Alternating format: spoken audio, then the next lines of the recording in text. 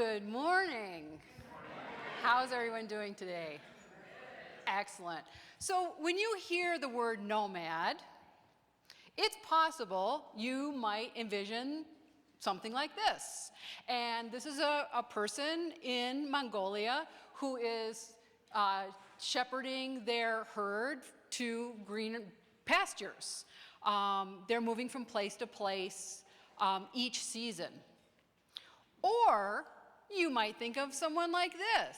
They've got this tricked out Sprinter van. They have to show, the beautiful water behind them. They're probably drinking something like a turmeric latte, and they're working away on their keyboard. I am neither of those. When I think about nomad, I am traveling. In the best possible situation, I'm traveling by foot. This was 2 months ago. I was running across Tajikistan in the Bartang Valley, which is part of the Silk Road. And as I was running across this, and just a quick note, this is a valley, but it's at 14,000 feet. It is spectacular. So I'm running through here, and I can see someone, far ahead of me, and it's this person. And I say, hello, and he's like, hello. And he said, are you going to China?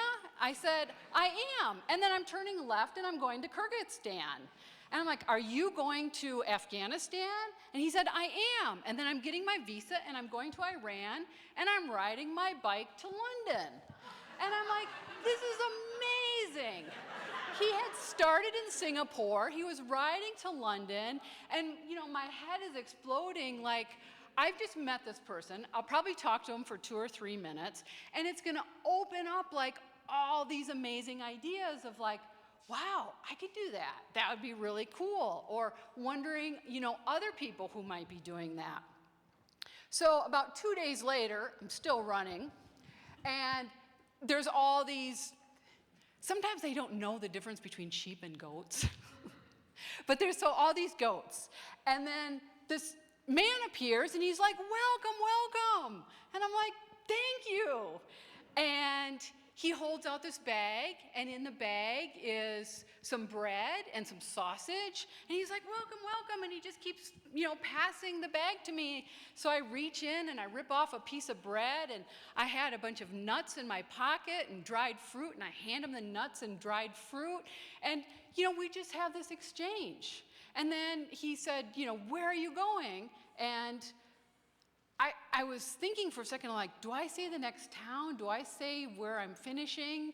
And then I'm like, let me just say the next town, because this could get really complicated, and especially when you don't necessarily, you only speak tiny bits of each other's language, and actually I didn't speak any of their language.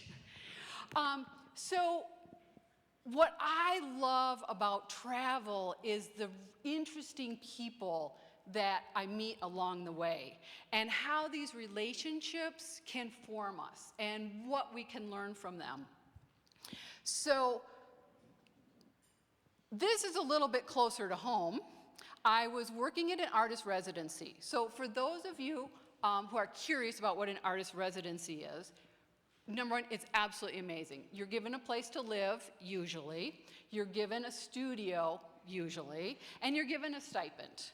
Not necessarily, all of those three, which I'll go into in a minute. So I was working, it's called the Tides Institute Museum of Art in Eastport, Maine. And I'm working in the printmaking studio, and this person walks by with 2 Labradors. Well, I have my Labrador in the studio. So I open the door, I'm like, oh, do you want to come in? And I also I like talking. So he comes in, he's showing me the Labradors, they're greeting, we start talking, and he says every Tuesday and Thursday he goes curling. And I'm like, curling? Curling has been this sort of magical thing that ever since, and I meant to look this up. I want to say it was as far back as, maybe it was even 2010, but it was the Winter Olympics. the Norwegian curling team had these spectacular pants. And ever since seeing those, I've wanted to curl. And so I said, can I come? And he said, yes, you know, you just show up at 8 o'clock. And then I was, like the night before, I was actually sleepless. I was like so excited to go there. And then I was also crossing the border to Canada, and I don't know why, but I also had like some nervousness about that. So, but what this turned into is every Tuesday and Thursday, I would drive from Eastport, Maine. I would drive into New Brunswick to St. Stephen's, and I wasn't just going and curling, but I was working in this curling club that had been there since 1885. It was the oldest one in New Brunswick, and it was, oh my gosh, I laughed so much the whole time because it's so much fun. But if I wouldn't have invited them in, if I wouldn't have said hello, you know, I wouldn't have spent, you know, a month learning how to do this. And now I want to go back this winter and do it some more. So I had gotten a call from the Yukon Art Center in Whitehorse, British Columbia. I'm sorry, Whitehorse, Yukon, not British Columbia. I'll have another story about British Columbia. So I got a call from the Art Center, and it was the Yukon Art Center, Parks Canada, and US Parks had established a trail artist residency where 4 artists over that year would get to live on the Chilkoot Trail. Now, the Chilkoot Trail is a 33-mile trail that starts in Dyea, Alaska, and it ends in Bennett Lake, British Columbia. This trail may be more familiar when I say it was the Klondike Gold Rush Trail. And it was originally a trade route for the Clinic and Tagish people. And then in the 1893 to 1896 is when the Klondike Gold Rush Stampede went through. It is now a living museum. It's a trail. You can backpack it. If you're a fast trail runner, you can run it in a day. It's only 33 miles. A lot of people will backpack it in 3 days, but really beautiful to do it in 5 days. I was going to live on it for 2 weeks. So I was thinking, it's like, you know, I'm carrying my backpack with all my gear. How it might be kind of difficult to make artwork. And because I wanted to do something interactive with people. So 6 months beforehand, I decided I am going to make a bingo set. Like, I was thinking of all these sort of games. How can I interact? So I'm like, I'm going to make Chillin' on the Chilkoot bingo. So this bingo set, I started by making 25 linoleum block prints of different items that had to do with the gold rush or the Yukon or camping. I made stickers. I turned these all into silk screens. Now, anyone who has silk screened, I ended up silk screening 4,800 screens because, right, every bingo piece needs to be different.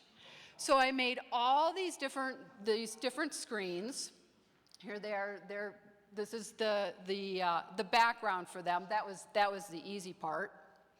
And then I made all the individual pieces, cut those all up, put them into my backpack. But I had to have prizes, right, ahead of time. This was the gold rush, so what should I have for prizes? Well, I went to my favorite candy store, got the big gold chocolates, and I'm like, I'm going to get $100,000 bars. Little did I know they've turned into $1 million chocolate bars at this point. So I had all these chocolates, I had all this candy. I put it in my pack. I flew to Alaska. I went to Juneau. I took a ferry to Skagway. I walked to the beginning of the trail in Dyea. This is how the trail starts. It was a little bit flooded that year. Unfortunately, the following year it got really flooded.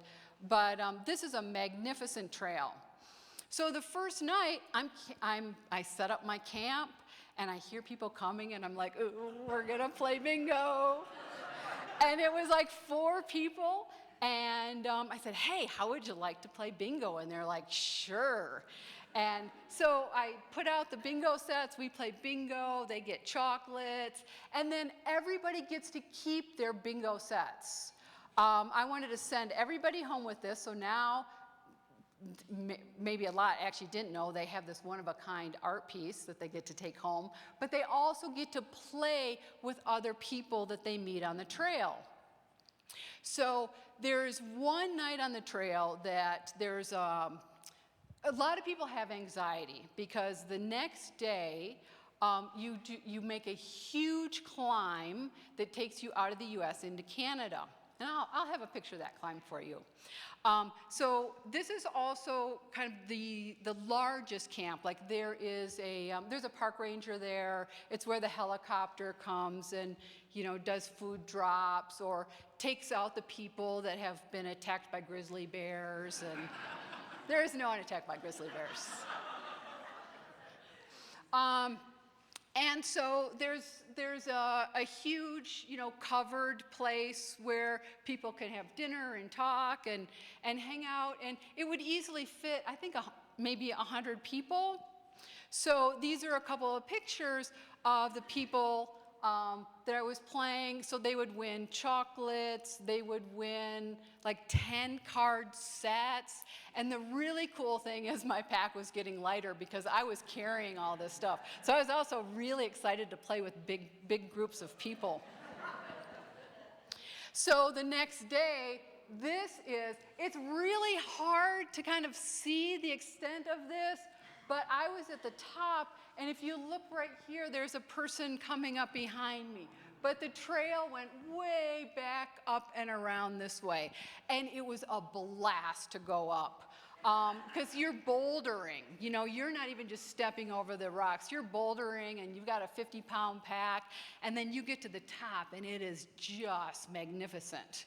And that's what so many people from the gold rush, they were getting up there and it kind of levels off, and they were required to bring 1 ton of food because the Canadians didn't want all the people coming over there and dying because they ran out of food. So they had to bring, like over a year's period of time, 1 ton, and once they had 1 ton, they could keep moving on. So once I got onto the Canadian side, so I was playing bingo in, sort of different camp setups, and this was one of my maybe second to last nights on the trail. And this was in one of the park rangers' houses. And we were playing there, and everybody was really excited, and I was excited to get rid of the last of the chocolates and send the game pieces. And then this was the group of us that all played together at that time. So this was like kind of a small example of interacting with a group of people. But I followed that up with a incredibly expansive global project where I may not have been moving around so much, but the artwork was moving around. So, I didn't even need any of these. So this is called the Moth Migration Project. The Moth Migration Project is a crowd-sourced collection of hand-printed and paper moths. I was commissioned to make an installation based on pollinators. And as a printmaker, I do work in volume, but I wanted really big volume.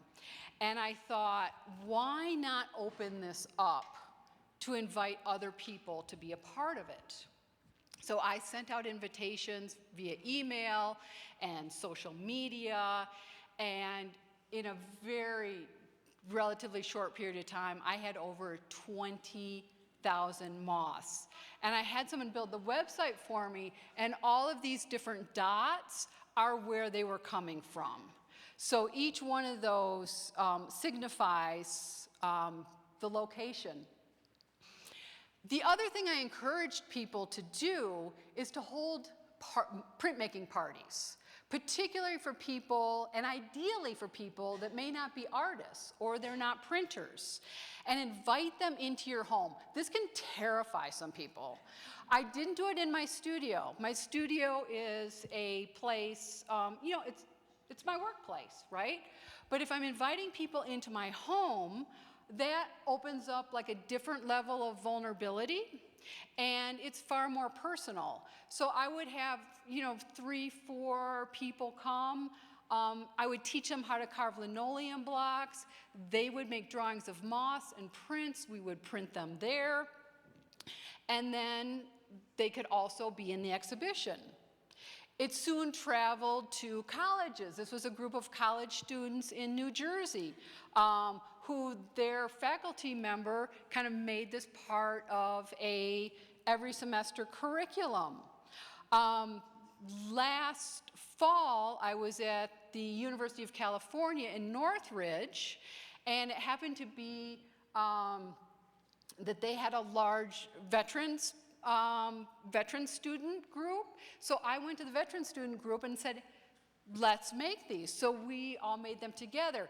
And what's really happening when I'm doing these workshops is we have something common we're doing together. It's no different than playing cards or, sewing or, just doing something together, and we can hang out and talk and get to know each other. So this exhibition has traveled tremendously. It actually originally opened in Albuquerque at 516 Arts. And here's a few photographs of it. In this exhibition, there's about 8,000 moths that are all pinned to the wall. There's a little close-up for you. So there's a huge variety. And this became physical and digital because I created a Facebook group so people could share with one another, their pictures and what they were doing.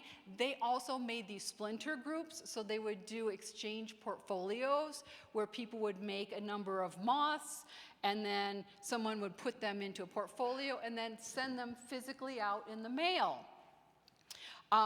This exhibition was in 2022 at the Denver Botanic Gardens. So each time I do these, I will do a workshop. I will encourage other people, to get together and do these. And I could do this whole talk on the Moth Migration Project and the number of stories and connections that have happened through making this. I traveled with the show through Australia and into Canada, and the moths themselves have also traveled. Well, I'm working with people in 26 different countries to give you an idea of the reach of it. And every single person who contributes, I send them a postcard in the mail that is like a little certificate saying that they are part of the Moth Migration Project. This has been a wonderful thing to do. And then a teacher in Darwin, Australia sent me 4,000 moths. And suddenly I'm like, 4,000 postcards.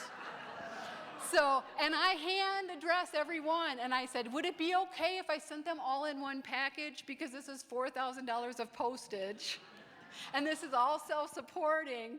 And so, but I had a friend sit with me, and we addressed every one of those postcards because they were from kindergarten through 6th grade students. And it's really important to me to make sure that each one of them is thanked by name. So they all received their postcards. Okay, so here is I have a couple common threads that go through all my work. One is running or hiking, and the other is travel. So in an ideal day, I'm going somewhere, I'm running, I'm hiking, I'm coming back to the studio, and I'm working. I've also been working for 30 years. So and as a printmaker, that's a lot of paper. I have a lot of work. So it's been now about 2 years, I have started cutting up my work. And every time I pull out one of these pieces, it's like, oh, I was working with Meek in Belgium, or I was working with Laos in Hungary, or this is when I was in Taiwan, or one of the hardest ones to cut up, but it was also so rewarding, was partially the top part of this was a watercolor that was from a series from my first solo exhibition after moving to New York that was reviewed in Art in America, and I thought, I've made it. Nothing happens. Nobody even calls, you know? But I can tell you about it today.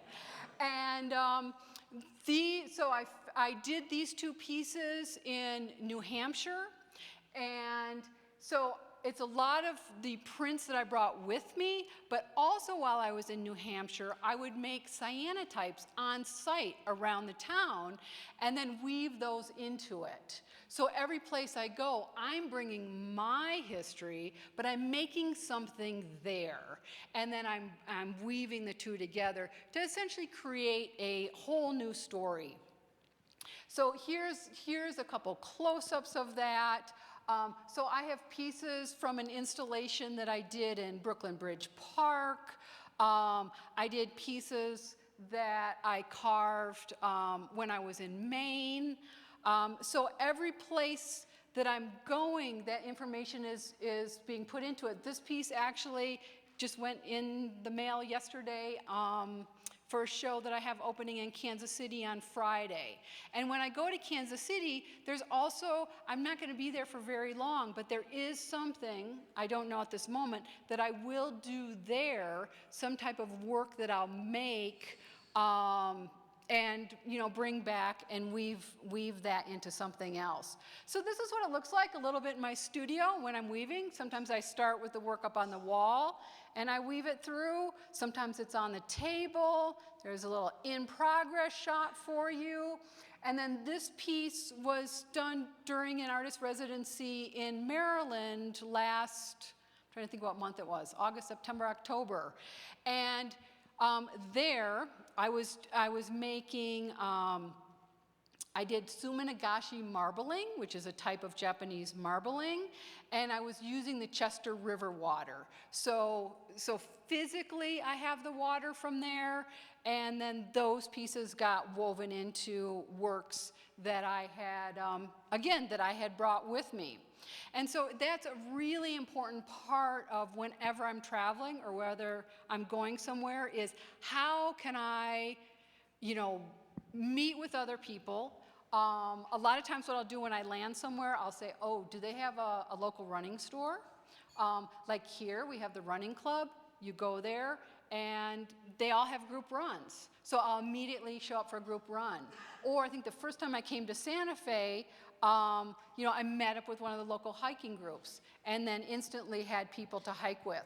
So this was a shot from an exhibition that I just had in Maryland and actually just had in May. This is from Echo Gallery in Santa Fe, where I showed in May. This is my studio. I built my studio. It's all out of mud and rock. Everything came off the ground or from Habitat for Humanity. And that was another little experiment of first coming here. Just a quick view of the inside of the studio. I love having visitors. Anytime anybody wants to come up, you're very welcome to come up.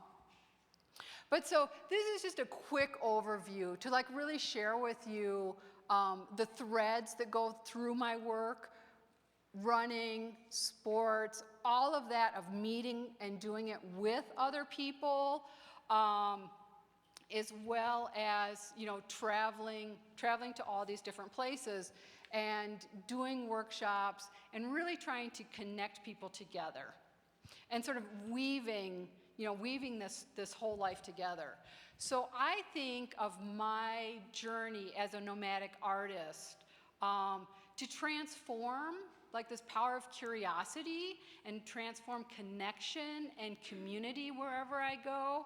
And so whether I'm navigating a path or looking for a local running community, we can all We all have the capacity to cultivate this connection and this sense of belonging, wherever we're at. And that's really what I'm trying to do with my work, and to also share and encourage everyone here to that as well. So thank you so much.